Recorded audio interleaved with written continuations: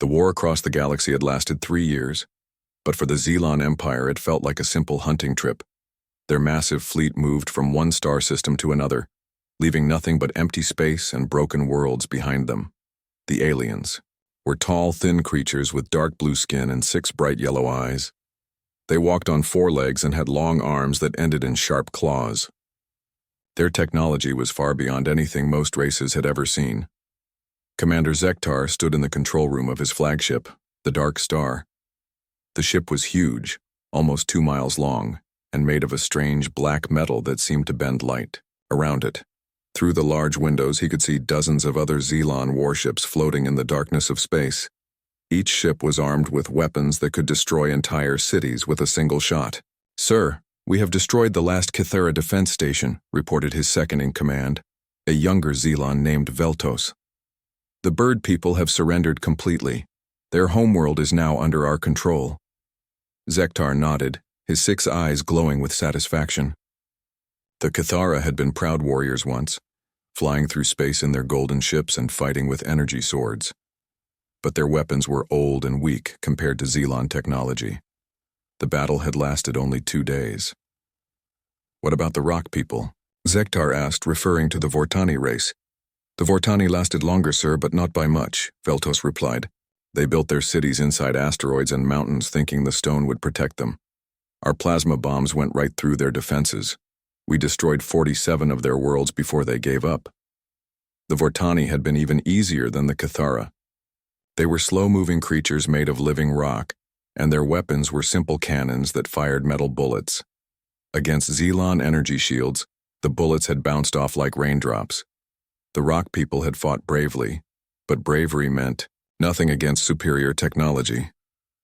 Zektar walked to the main control screen, where a map of the galaxy showed all the worlds they had conquered. Red dots marked the fallen civilizations: the Kythera bird people, the Vortani rock people, the fish-like Aquari, the plant creatures from the moss worlds, and dozens of smaller races.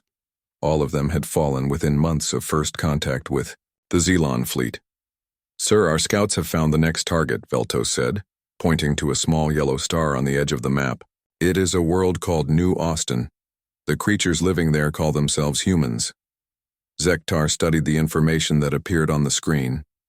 New Austin was a farming world with about 2 million inhabitants. The humans grew crops and raised animals, just like many other primitive races. According to the scout reports, they had only 1 small military ship and a few basic defense platforms orbiting their planet. "Humans," Zektar said slowly, tasting the word. "I have heard this name before. Are they not the same species that has been sending peaceful messages to other worlds?" "Yes, sir. Human ships have visited many systems, but only for trade and talking. They seem to avoid fighting. Our spies report that they prefer to solve problems with words rather than weapons." This made Zektar laugh, a sound like grinding metal. Another race of weaklings who think peace will save them. How refreshing. It will be good to have an easy victory after the long campaign. The commander looked at the tactical display showing his fleet. 48 warships, each one capable of destroying a planet. The smallest escort vessel in his fleet was more powerful than anything the humans had ever built, according to intelligence reports. The human patrol ship guarding New Austin was barely the size of a Xelon fighter craft. "Prepare the fleet for jump to hyperspace," Zektar ordered. "Set course for the human world. We will arrive tomorrow and finish this before their weak sun sets." The bridge crew moved quickly to carry out the orders. Across the fleet, engines began to charge with energy that made the space around them glow blue and white. The Xelon ships had the best faster-than-light travel in the galaxy. They could cross vast distances in hours, appearing without warning in enemy systems.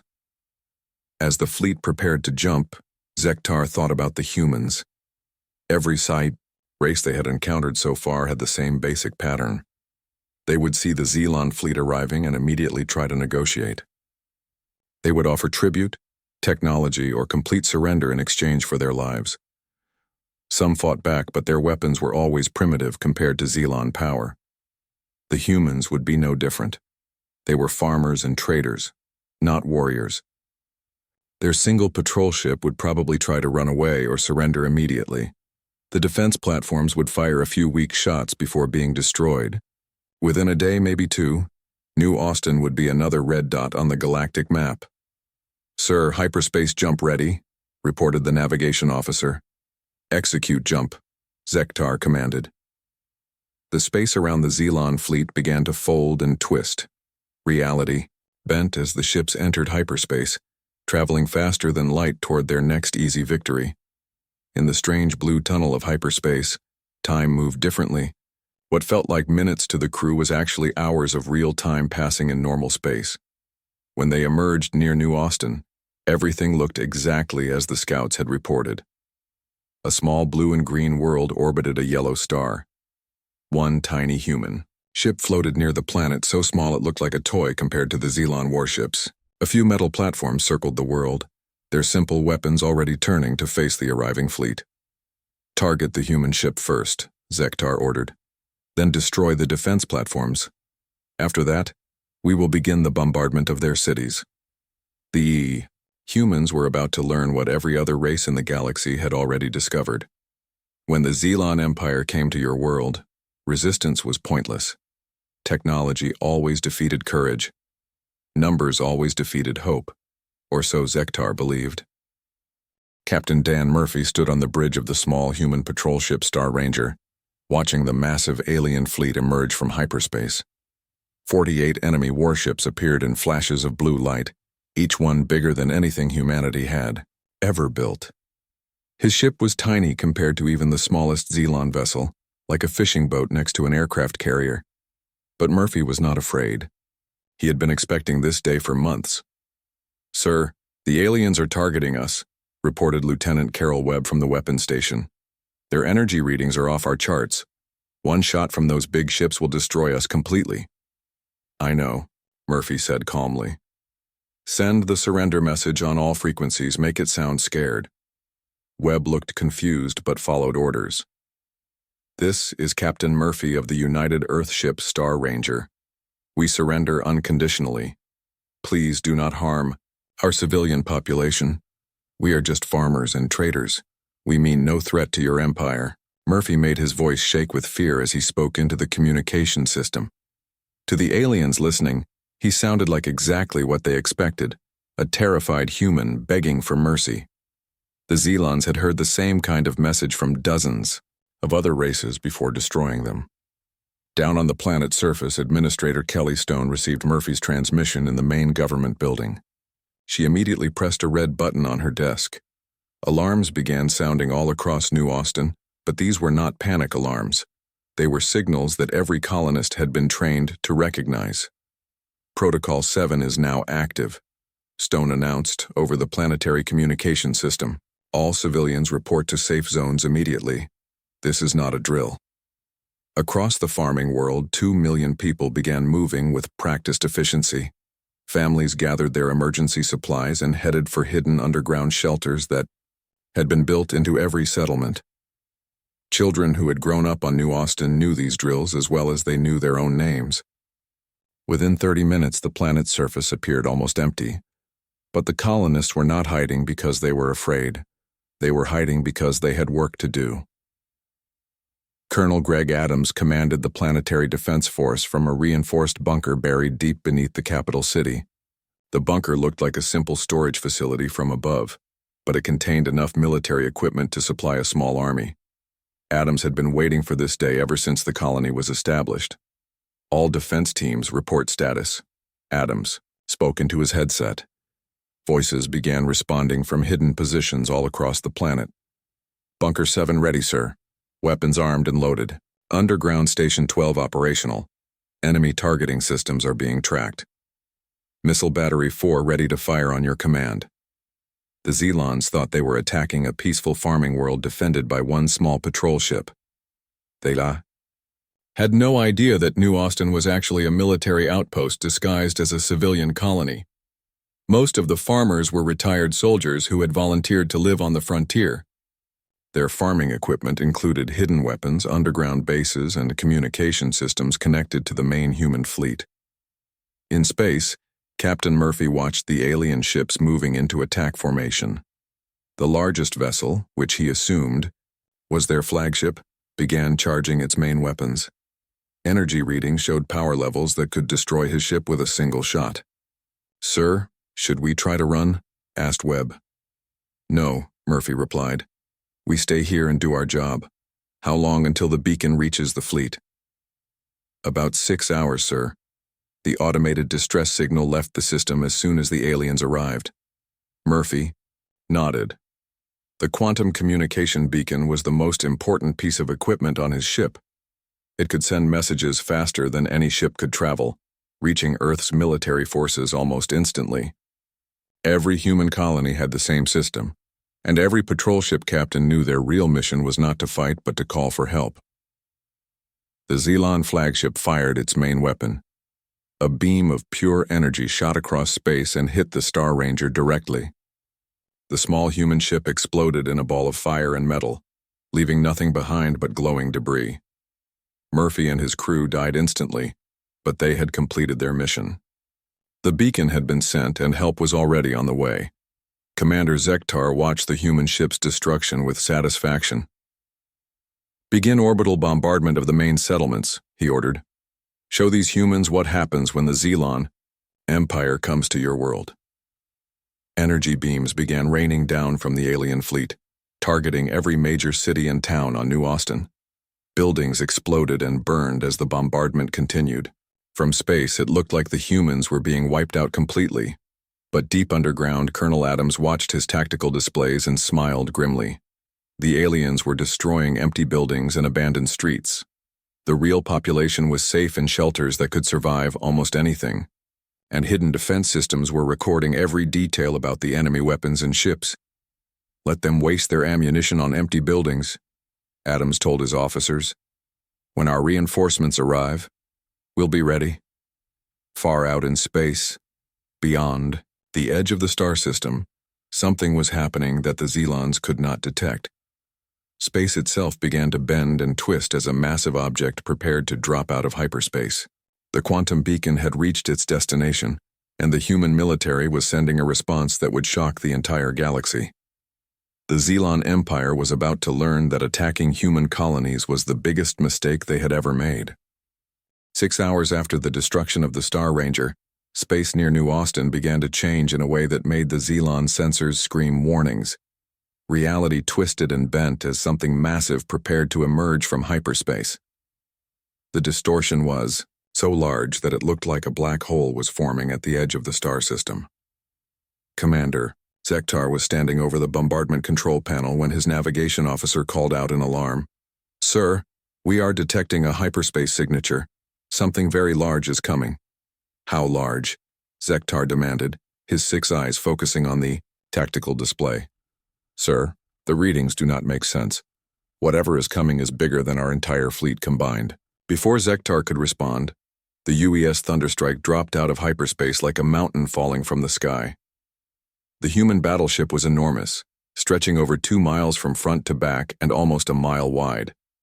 Its hull was dark gray, metal covered in weapon ports, sensor arrays, and armor plating thick enough to stop asteroid impacts. Unlike the smooth, elegant curves of Xelon ships, the Thunderstrike looked like it had been built for one purpose: destroying enemies. Admiral Lisa Morgan stood in the command center of her battleship, studying the tactical displays that showed 48 alien vessels bombarding the human colony. She was 55 years old, with gray hair and scars on her hands from 30 years of military service.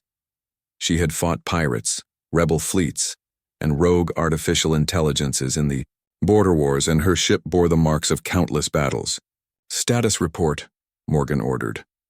"Admiral, the colony is under heavy bombardment," reported Commander Steve Richards, her second in command. "Long-range sensors show civilian areas being targeted. The enemy fleet consists of 48 vessels, including 12 heavy cruisers. Any response from our ground forces?" Colonel Adams reports all civilians are in safe zones. Defense systems are operational and recording enemy weapon signatures. No casualties reported so far. Morgan nodded grimly. The plan was working exactly as designed. Every human colony looked peaceful from the outside, but they were actually military outposts ready for war.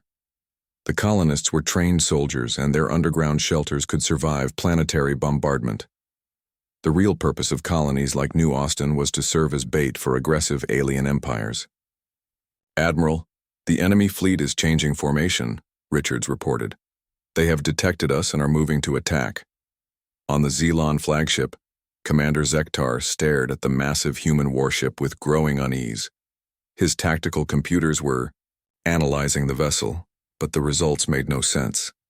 The ship's power signature was beyond anything in their databases. Its weapon systems appeared to be simple kinetic cannons, but they were built on a scale that seemed impossible. "How can such a primitive species build something so large?" Beltos asked in confusion. "Size means nothing without proper weapons," Zektar replied, but his voice lacked its usual confidence. "Order half the fleet to engage the human ship. Continue bombardment of the planet with the remaining vessels." 24 Xelon warships turned away from New Austin and accelerated toward the Thunderstrike. Their energy weapons began charging, preparing to fire the same devastating beams that had destroyed dozens of other civilizations. The elegant alien vessels moved in perfect formation, their advanced engines allowing them to dance through space like deadly birds. Admiral Morgan watched the approaching enemy ships with calm professionalism. "All weapon stations prepare for combat. Authorization granted for full military protocols." Lieutenant Commander Beth Taylor, the ship's weapons officer, began targeting the lead Xelon cruisers with the Thunderstrike's main armament. The battleship mounted 36 magnetic acceleration cannons, each one capable of firing tungsten projectiles at 20% the speed of light. The weapons had been designed to punch through any known armor or shielding. "Weapons ready, Admiral," Taylor reported. "Fire." The Thunderstrike's main guns fired simultaneously, creating a light show that could be seen across the star system. 36 tungsten rods, each one weighing several tons, shot toward the Xelon fleet at relativistic speeds. The projectiles were moving so fast that they appeared as streaks of white light against the darkness of space. The Xelon energy shields, so effective against plasma weapons and energy beams, offered no protection against solid projectiles traveling at such incredible speeds. The lead cruiser simply ceased to exist, torn apart by impacts that released energy equivalent to nuclear explosions.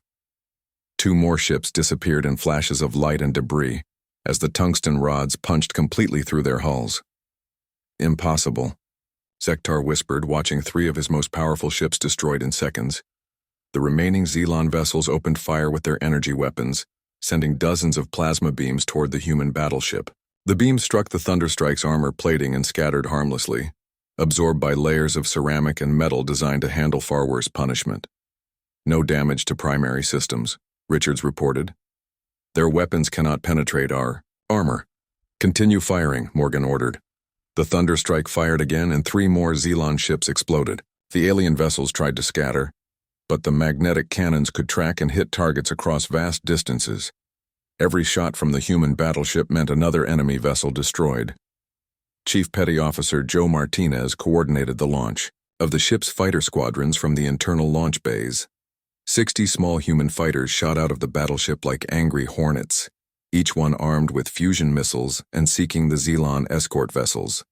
Captain Nancy Clark led the fighter wing as they spread out to engage the enemy escorts. The human fighters were small and heavily armored, designed to get close to enemy ships and deliver devastating attacks.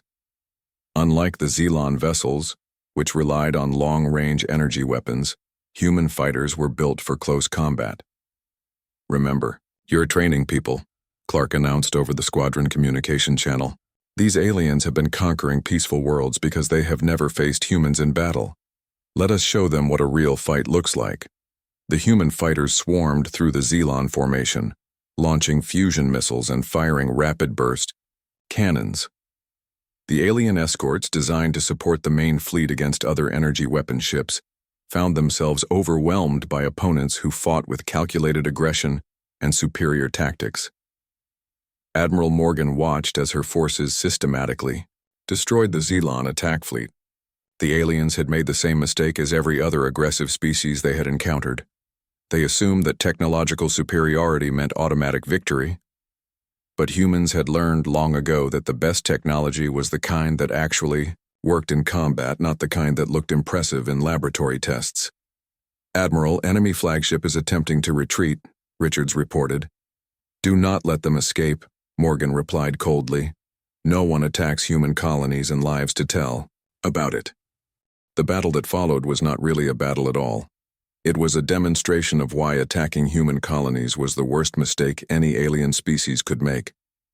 Admiral Morgan watched from the command center as her forces systematically destroyed the Zilon fleet with cold efficiency. Tactical report, she ordered. 18 enemy vessels destroyed, Admiral, Commander Richards reported. 0 damage to our forces. The remaining Zilon ships are trying to regroup, but their formation is completely broken. The human approach to warfare was simple and brutal, while other alien races had spent centuries developing sophisticated energy weapons and defensive shields. Humans had perfected the art of making objects move very fast and hit very hard. The Thunderstrike mounted dozens of magnetic acceleration cannons that could fire projectiles at speeds that made them nearly impossible to stop or avoid. Captain Nancy Clark and her fighter squadron continued their assault on the Zilon escort vessels. The small human fighters moved through space like deadly sharks, striking fast and disappearing before the enemy could respond effectively. Each fighter carried fusion missiles with warheads powerful enough to crack a moon. Eagle leader to all fighters, Clark announced. Target the enemy engines and weapon systems. We want some of these ships intact for intelligence gathering. Lieutenant Pete Wilson, flying fighter number 7, locked onto a Zilon escort that was trying to escape toward the edge of the system. His targeting computer showed the alien ship's engine signature clearly. Wilson fired 2 missiles and watched them streak across space toward their target. The fusion warheads exploded against the Zilon ship's rear section, destroying its engines and leaving it drifting helplessly in space. The vessel was still intact, but it could no longer move or fight. Human Marines would board it later to capture alien technology and prisoners. On the Zilon flagship Dark Star, Commander Zektar watched his fleet being destroyed with growing horror. Half of his ships were already gone, and the human fighters were picking off the rest one by one. His own vessel was under direct attack from the massive human battleship. Sir, we must retreat, Veltos said urgently. Our weapons cannot damage their ship. Their projectile weapons are destroying us. How is this possible? Zektar demanded. We have conquered 12 star systems. Our technology is superior to everything in the galaxy. Not to human technology, sir, the weapons officer reported. Their kinetic cannons are beyond our understanding. The projectiles move so fast that our shields cannot stop them. Zektar realized that the Zilon Empire had made a terrible mistake. They had assumed that energy weapons and defensive shields represented the highest form of military technology. But humans had chosen a different path. Instead of trying to make more powerful energy beams, they had focused on making solid objects move at incredible speeds. The result was devastating. Tungsten projectiles traveling at 20% light speed carried more energy than any energy weapon the Zilons had ever built. When they hit a target, they released explosions equivalent to nuclear bombs. No shield technology in the galaxy could stop them. Sir, the human battleship is targeting us directly, the tactical officer reported. Zektar looked at his main screen and saw the Thunderstrike turning its massive guns toward his flagship. The human ship was so large that it looked like a moving city in space. Its weapon ports glowed with energy as the magnetic cannons prepared to fire. Emergency jump to hyperspace, Zektar ordered. All remaining ships retreat immediately. But it was too late. Admiral Morgan had ordered her weapons officer to target the Zilon flagship specifically. Lieutenant Commander Taylor fired 6 magnetic cannons simultaneously, sending tungsten rods racing toward the Dark Star at relativistic speeds. The projectiles hit the alien flagship in multiple locations. The first shot destroyed the bridge, killing Zektar and his senior officers instantly. The second shot penetrated the ship's main reactor, causing a chain reaction that tore the vessel apart from the inside. Within seconds, the proud Zilon flagship was nothing but glowing debris floating in space. Down on New Austin, Colonel Adams watched the space battle from his underground command center. The orbital bombardment had stopped as the remaining Zilon ships focused on trying to survive the human counterattack. His tactical display showed only a few enemy vessels still functioning, and they were all trying to escape. All ground teams. Prepare for surface operations, Adams announced. The threat from space has been eliminated. Begin search and rescue operations in the damaged areas. Across the planet, human soldiers emerged from their hidden bunkers and began securing the colony. The Xelon bombardment had destroyed many buildings and caused significant damage, but the underground shelters had protected the civilian population. Casualties were minimal, exactly as planned. In space, the last few Xelon ships attempted to jump to hyperspace and escape, but Admiral Morgan was not finished with them. She had learned long ago that allowing aggressive aliens to survive only meant they would attack other human colonies later. Do not let any enemy ships escape, she ordered. Track them down and destroy them all. The Thunderstrike's long-range sensors could detect ships trying to enter hyperspace. The magnetic cannons fired across vast distances, hitting the fleeing Xelon vessels just as they were beginning their jumps. The ships exploded in flashes of light, their escape attempts ending in destruction. Within 2 hours of the Thunderstrike's arrival, the entire Xelon attack fleet had been completely destroyed. 48 alien warships reduced to floating, scrap metal and glowing gas clouds. Not a single enemy vessel escaped to report back to the Xelon Empire. Captain Clark returned to the battleship with her fighter squadron, their mission completed successfully. Several damaged Xelon ships had been captured intact, along with dozens of alien survivors who would provide valuable intelligence about the enemy empire. Admiral Morgan stood in her command center, watching the tactical display that now showed only friendly forces. The space around New Austin was filled with debris from the destroyed alien fleet, but the human colony was safe. Send a message to Earth Command, she ordered. Inform them that the Xelon threat to New Austin has been eliminated. Request follow-up fleet elements to begin tracking the enemy back to their home systems. Commander Richards looked puzzled. Admiral, are we planning to invade Xelon space? Morgan smiled grimly.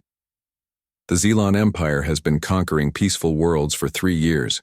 They have destroyed entire civilizations and killed billions of innocent people. Now they have made the mistake of attacking a human colony. She turned to face her officers, her expression cold and determined. Prepare the fleet for extended operations. We are going to follow the Xelons back to their home worlds and show them exactly what happens when you attack humanity. By the time we are finished, the Xelon Empire will no longer exist.